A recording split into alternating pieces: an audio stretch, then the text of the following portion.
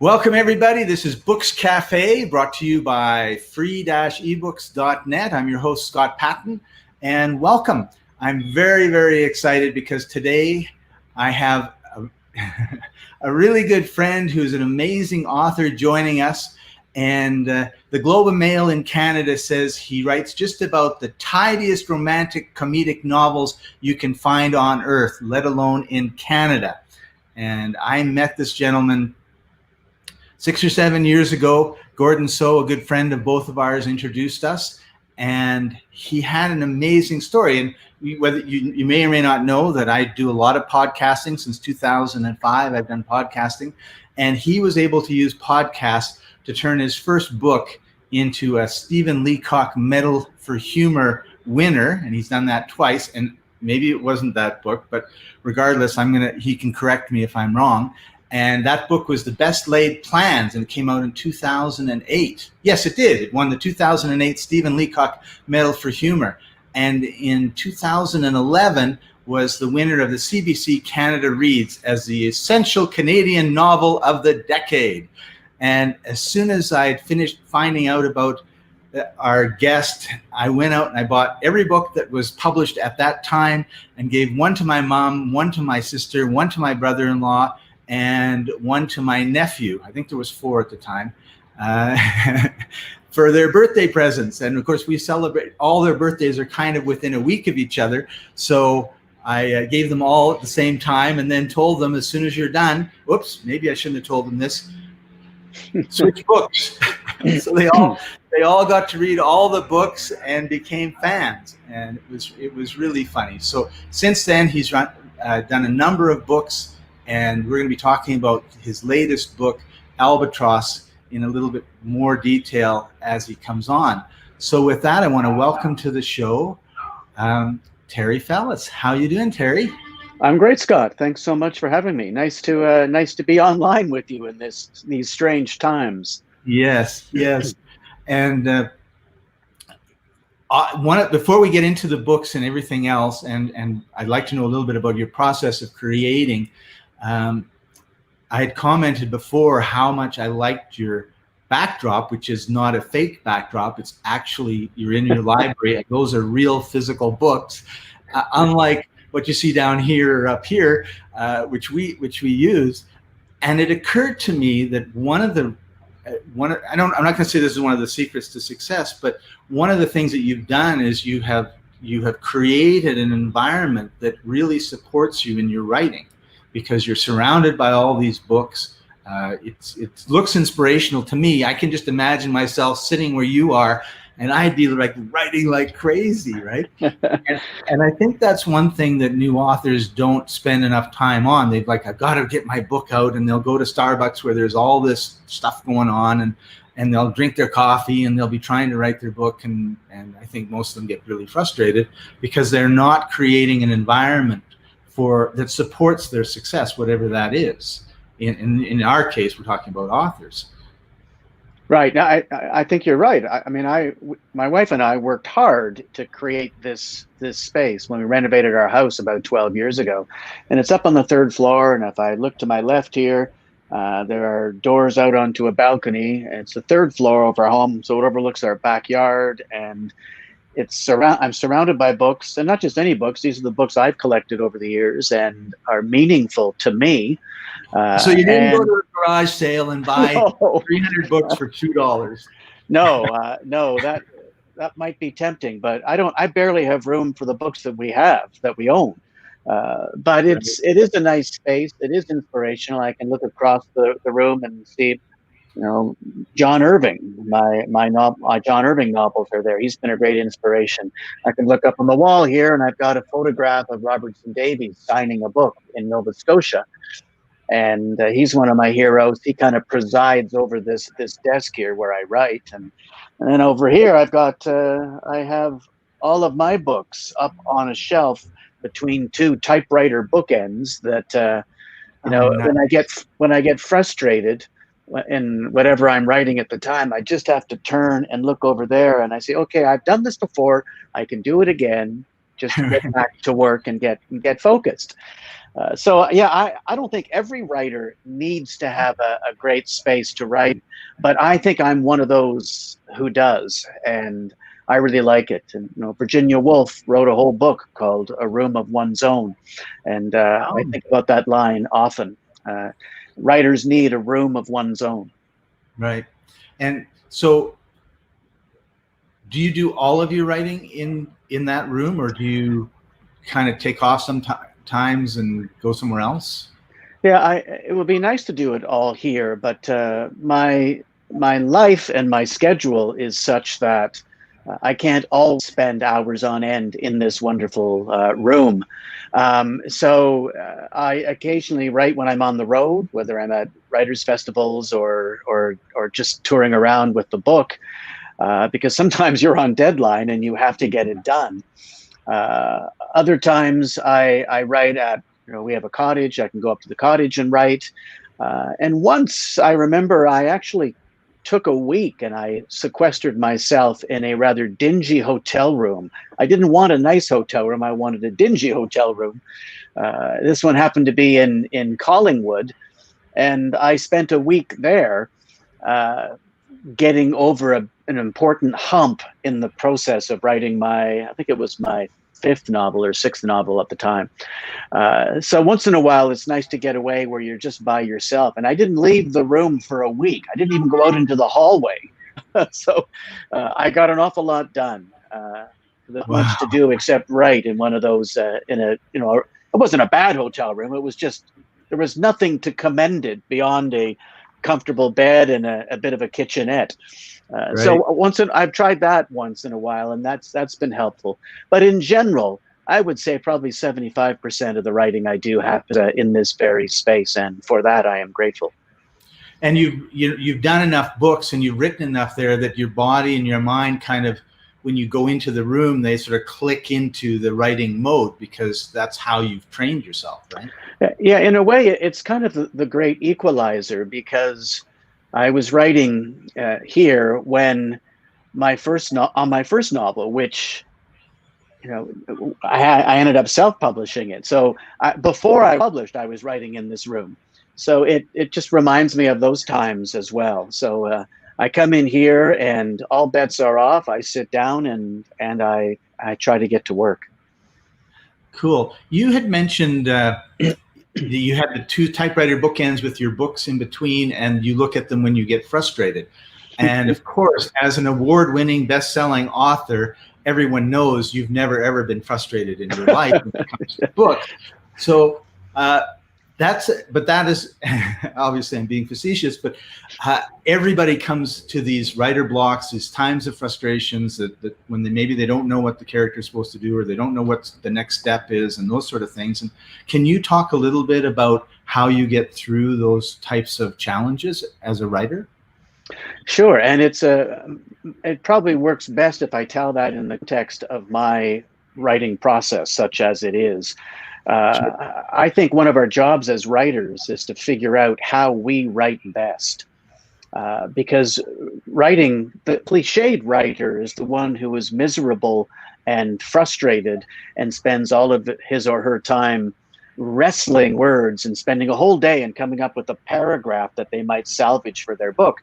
And yeah, writing can be like that, but I don't think it's always like that, or that it has to be like that. When I hear writers who have that experience, who are overburdened with frustration and misery, but are compelled to write, it makes me wonder sometimes whether they have figured out how they're supposed to write, how they write best. And I feel very fortunate, because I think I stumbled into the way that I write best on my very first novel. Maybe because I didn't know what I was doing, and I just thought, okay, I should approach this the way my engineer's brain tells me to. And I have a degree in engineering, not the traditional precursor to a career as a writer. But engineers don't build bridges without blueprints, and I decided that I wasn't going to write a novel without a blueprint. So I am very much a planner in that spectrum that writers have heard about, with the planners on one side and the what we call pantsers on the other extreme. the pantsers being those who write by the seat of their pants, which is a perfectly legitimate and very successful for many writers way to write. But I'm very much a planner. Uncertainty is kind of the enemy of my writing. If I don't know what the story is and where it's going, I'm not going to start writing sentences. So I spend the first 14 months or so of my writing process planning out the novel, figuring out the characters, the storyline, their backstories, the plot points, who does what to whom and when. And I map that out on a chapter map, and then I blow that chapter map out into a bullet point chapter by chapter version of the novel, which usually runs about, well, it's run anywhere from 60 to 90 pages. And that's just, it's basically the whole novel in bullet point form, what happens in each chapter. And then I pore over that outline. I run through it over and over. And each time I tweak a few things. And when I finally go through it, it's like 3 times in a row and don't tweak anything, it feels like it's ready for me finally to write. So 14 months in to this 18-month process, I then start to write the manuscript. And I quite literally put the outline on one side of my screen, that 90-page outline, and I put my manuscript on the other side of my screen, and I write. And it allows me to commit all of my questionable cerebral powers to the act of crafting sentences. No part of brain is worried about what my characters are going to do next, because I know what they're going to do next. I know what they're doing through every moment in the book, because I've been living with it for 14 months in bullet points and in my head. So then I just write. It usually takes me about 4 months of weekends, or less if I can write on more than just the weekends. And I've got a 100,000-word manuscript that is pretty close to the final version. Sure, there's a couple of rounds of edits to go with my editor, but also a few with me before I give it to the editor. So it's certainly not over when I finish that draft, but I think the process works for me because I don't end up doing 5 drafts and not too much heavy editing. So I think that's the benefit of a detailed outline. Your first draft is pretty close to your published draft. So when I get stuck, I don't often get stuck in writing the manuscript, because so much has gotten me to the point where I'm writing the manuscript. I'm just in a sprint then, writing sentences that I love, trying to bring these bullet points to life with prose that people might enjoy. But early on in the process, I will often, as I'm planning it out, I'll get stuck on how to get from plot point B to plot point C. And sometimes I'm utterly stymied and I can't get there. And I've learned through firsthand experience that I cannot come up to the library and say, okay, today I'm going to figure out plot point A to B or B to C problem. And I just sit there and think deep thoughts. Nothing will ever happen when I do that. So I just continue to carry the issue around in my head when I'm walking, when I'm folding laundry, when I'm cutting the grass, when I'm doing the grocery shopping, when I'm cooking. And eventually something just slips into place and a solution will present itself if I don't force it. Right. So it requires some patience and some confidence in the process that it will eventually be solved if I don't push it too much. That's probably more than you wanted to know, Scott. But that's a great answer, and it's really helpful. And my question is if you're stuck on going from plot point B to C, will you write about plot point E to F as you're waiting for that to come up, or do you have to kind of wait until that's done before you can move on to the next part? That's a good question. Normally, the way the novel, the idea comes to me or develops for me as a how to put it. I mean, I know the general arc of the story. I know the big thing that happens in the middle. I know the big thing that happens at the end. And it's usually when I'm going back, figuring out, okay, but how do I get there? So sometimes I'm doing what John Irving does, and I'm working backwards from a plot point. But I can tell you that I tend to be a very chronological writer. I'm not one of those writers when I get to the manuscript where I'll say, I'm kind of bored with this chapter. I'm going to write chapter 12 now instead of chapter 6 where I am.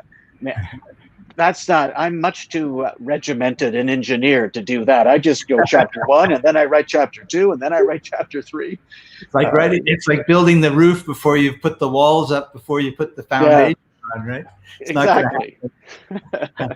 We had a great comment from Sana. So relatable. The same happens to me with my writing. It just falls into place when I take a break. Yeah, let the subconscious mind do its work. Thanks, Sana. Right. And that reminds me, if anyone's, we're live right now. And if you know we're live and you have a question for Terry, please put it in the comments and I'll make sure that I ask him. And your whole explanation reminded me of the title of your first book, Best Laid Plan. So I think, wow, you laid out the best plan and now you're implementing the plan, and you have that engineer mind. I don't, but I have a friend that does, and he's just thinks exactly the same way you do. And it doesn't drive me crazy, but we sure laugh a lot because we come at things from such different ways, right? Well, that's why writing is such an extraordinary occupation or preoccupation or obsession, as it might be.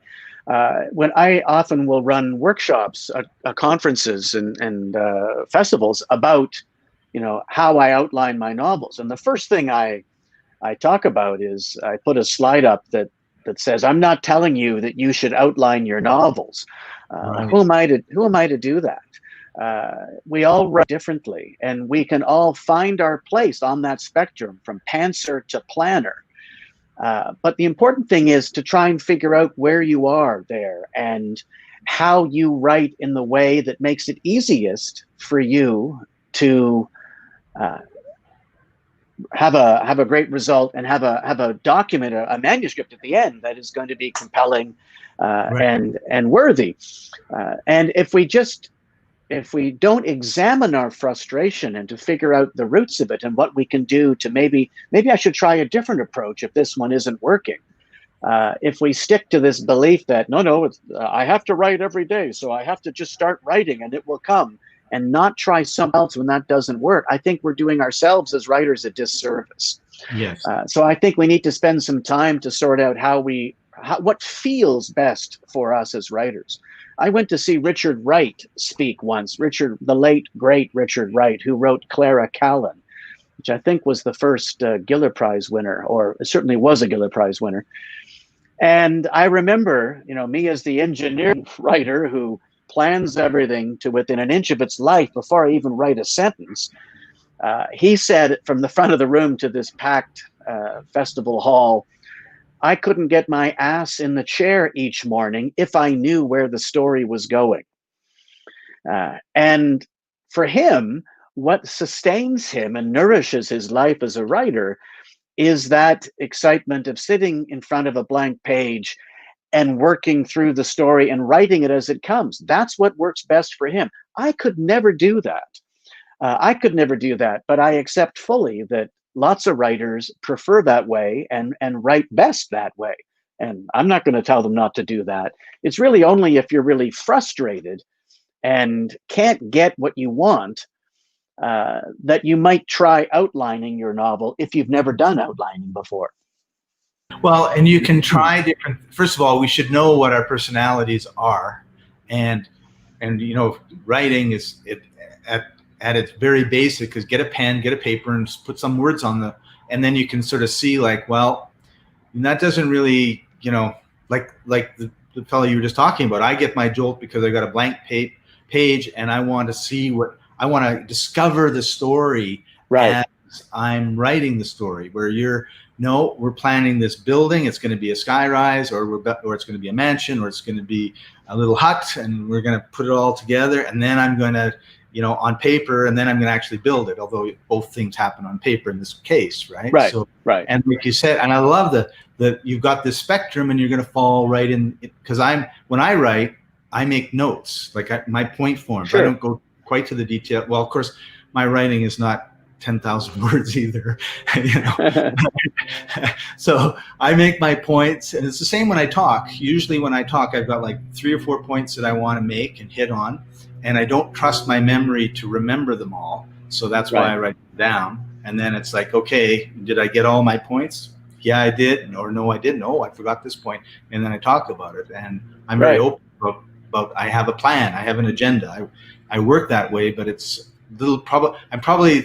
I'm not at your end of the spectrum, and I'm not at the far end of the pantsy set. I'm kind of like in the middle, and it sort of shifts depending on, if it's 7 paragraphs, I probably don't put out a bunch of notes on it. Well, I think actually that writers, if they look to their own lives, they can probably find evidence of what kind of writer they are. And I've learned this in hindsight. But I was going through a memorabilia box in our basement, and I stumbled across this folder. And when I was in university, I had a column in the newspaper, a weekly column in the university newspaper.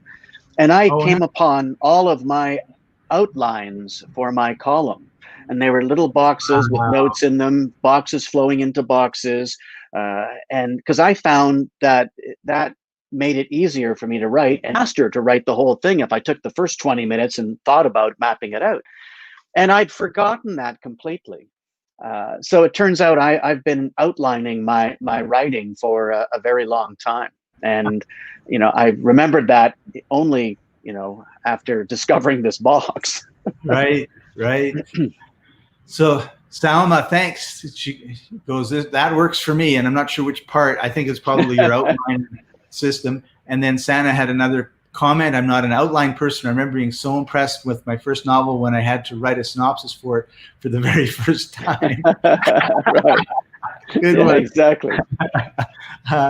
So best laid plans. I don't want you to leave without telling everybody about your very first book, because I think with many things in life, we're worried about something when we haven't done it the first time. And then after you've kind of gone through the process of whether it's buy your first house, buy your first car, have your first kiss, write your first novel, there's always this like finding your way. And to me, it's such an interesting, fascinating story. And of course, I love the story because Gordon introduced us, because it was a podcast-oriented story. And then you just continued. Well, I don't want to get into it anymore. What happened with your first book, The Best Laid Plans? Right. Well, I wrote this novel back in 2005 and 6, I think it was, when I wrote it. And I wanted to write a novel. Actually, I wanted to see if I could write a novel. I didn't know whether I could. I didn't know how to. I just wanted to try. So I thought I should write about something that I care about, that I know something about, that I have some views on. So I wrote about Canadian politics because I had worked in that world, and I have had a growing frustration with how we practice politics in Canada. And I thought, rather than writing a rage-filled nonfiction polemic on the state of politics in this country, I would cloak my ideas in the guise of a story and put my thoughts in the minds and the mouths of some characters you might come to care about. And I wanted to make it a funny novel because those were the novels I liked to read. Really, that should be the clearest indication of my naivete, that I would write a satirical novel of Canadian politics and expect a publisher to beat a path to my door for it, because it's not exactly a topic that would be considered to have universal appeal. But I just thought it was important to write about something that was important to me. So I wrote this novel, and as you might expect, after a year of sending out query letters, plot synopses, manuscripts to literary agents and publishers across the country and into the United States, I had received exactly 0 rejection letters. I hadn't made a big enough impression on the traditional publishing establishment to generate an automated rejection letter. So it was a a bit discouraging, but I realized that probably it was my topic that had caused that, or well, the writing too, for all I knew. But I just thought I should self-publish it to justify all the years I had spent working on it. So I went down the path of self-publishing with some regret and many reservations. But I realized that I would have to, market the book myself. And I thought to build an audience for it before it even came out as a book, I would podcast the entire novel in its, chapter by chapter, and give it away for free on iTunes, just as a way of building this audience and perhaps persuading them that they might want to buy a copy of the book when it's available for their mother, father, next door neighbor, wife, etc. So I was already a podcaster. I started podcasting in 2006. In my day job, public relations, I started a podcast with a colleague called Inside PR and did, I think, 450 weekly episodes without missing a week. So I certainly knew about the process and how to do it. What I didn't know is that nobody at that stage in Canada had podcast a novel in its entirety and given it away for free. I'm glad I didn't know that, or I may not have done it. But I would come home on a Friday night. I would read a chapter of my novel into my digital recorder. I'd stick some music on the front, some music on the back. I had a good friend I play ball hockey with who has a great voiceover voice, and he did the little introduction for me. And I would release one chapter each week until it was done. And it's quite possible that I would not have completed the self-publishing process were it not for the very positive feedback I got from listeners around the world to the podcast. It was my first true, I think, validation that I had actually written a novel. I didn't believe my brother and my wife and my sister-in-law who read the manuscript and said they love it, but they loved me. So I didn't necessarily trust objectivity, but the person commenting from Cairo or Kuala Lumpur or Australia or Belgium who were so complimentary about the novel, it kind of made me think, okay, maybe I actually have written a novel here, because I honestly didn't know. And that's awesome. Yeah, so that's how it happened, and I self-published it, and miraculously that self-published novel won the Leacock Medal in 2008, which changed my life in an instant as a writer. I landed a literary agent immediately. We signed with McClellan and Stewart, Penguin Random House, where I have been for all 7 of my novels, the 7th coming out in 2021. So you self-published the book. It won an award as a self-published book. And then of course, everyone is like, well, I guess he knows how to write. I guess the book is good. It won an award. So maybe we should publish it, when before they didn't even bother giving you a rejection letter. Right. That's the short version. Yeah, exactly. The Leacock Medal was what changed everything, because it's one of Canada's oldest literary awards, won by some of my heroes. I'm still very humbled to see my name listed among the other writers who have won the Leacock Medal. So without the Leacock Medal, even just being shortlisted for the Leacock Medal, I imagine I might still be selling books out of the trunk of my car. But winning the medal seemed to push it over the top, and I've been very happily ensconced at McClellan and Stewart ever since. And who knows if I'd written any more books without that happening. So I feel. I mean, I think every winner of the Leacock Medal is grateful, but no one is more grateful than I am, because it really did change my life in an instant, really.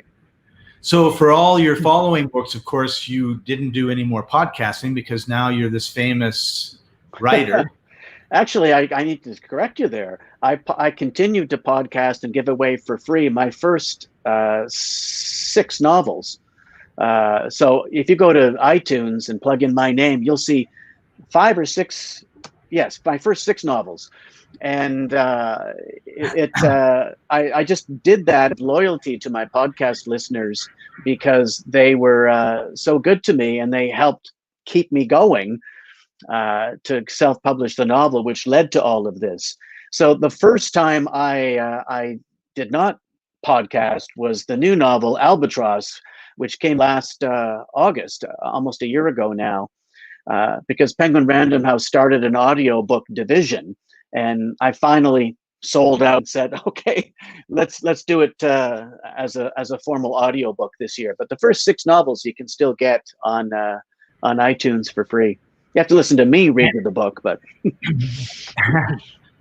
well, you have a good voice, so I'm sure it's quite a great experience, and that's interesting. So the next step, of course, is do the audiobook. Audiobooks are huge, and you're continuing to do that. So I'm really happy about that. So tell us a little bit about your newest book, Albatross, and I'm going to bring it up here. There it is on Amazon. What's it about? How did it come about? Yeah, this is it's a novel of a young man. It opens when he's in high school, and we follow him probably for about maybe 10 years. I would say something like that, 7 to 10 years. But to me, it's a novel about the conflict between success and happiness. And we work so hard to be successful.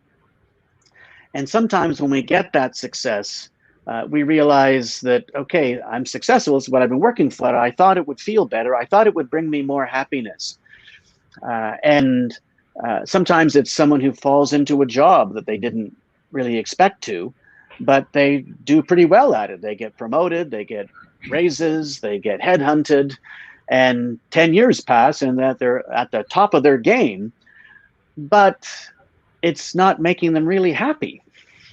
So I wanted to examine that. To me, except it took me 20 years. I was a little slower than the protagonist in your book. Yeah.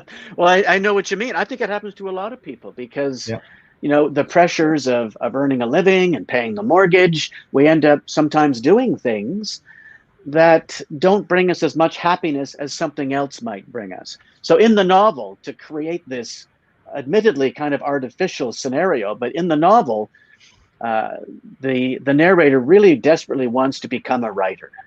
He loves writing. He loves reading and literature. He's not awesome as a writer. He's quite good and he's getting better, but he has to work at it. But it's still his dream. And he discovers when he's 17 years old that he actually has a body that was perfectly constructed for the game of golf.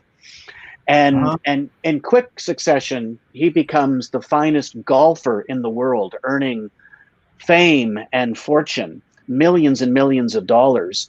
But he loses his relationship with his girlfriend, and his writing falls by the wayside because of the demands of his sport. And in the end, he needs to figure out, actually it's more in the middle of the novel, he has to figure out, you know, am I doing something that brings me happiness, or am I doing something that simply brings me success? And what do I really want out of life? So it's, for those of listeners who might not be interested in golf, it is a book about golf. It's a book about these important questions about what makes us happy and how much we sacrifice for the things that make us happy. Wow. So I had fun with it. I hope it's funny, but I hope also it gives readers reason to think a little bit about some important questions. Cool. And at the bottom, we have a little scrolling bar with the Amazon link, and in everybody's comments section, you should see the link there as well. Of course, we can't recommend it highly enough. And it's all of your books are awesome. And I wasn't paying attention. I've been traveling the world, so I now know what I'm going to get my mom for Christmas. There you go. That's great. Thank you. Thanks so much. And Terry, thank you for joining us. We've kind of come to the end of our time together. You've been so generous. I'd love to, I'm going to ask you like how people can get a hold of you and show your website to everybody in a second. But before we do that, if you had one piece of advice to give a new or struggling or not quite having won an award to get them over the top author, what would that be? I think it would be try to ignore all of the latest trends out there and write something that is meaningful to you. I remember when I was starting out, vampire novels were very big. The Twilight series, vampires were huge.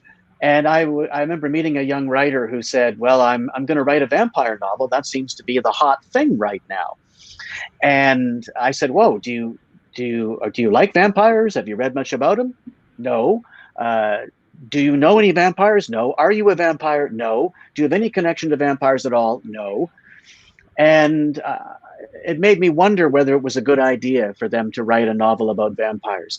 I think far more important to write about something that really connects with you, that is meaningful for you, that resonates with your own life. It doesn't have to be autobiographical, but something that you care about deeply. Let that be what you write about, because I think discerning readers can always tell when a writer has jumped on the marketing bandwagon and written something that they think is going to be hot, or is hot, that in the trends right then. If there's no connection to you, the reader feels that when they read it. So don't worry about trying to satisfy what the latest trend is. Write about something that is important to you. Awesome. And we've got the vampires, of course. You forgot about werewolves. Yeah, that's right. Exactly.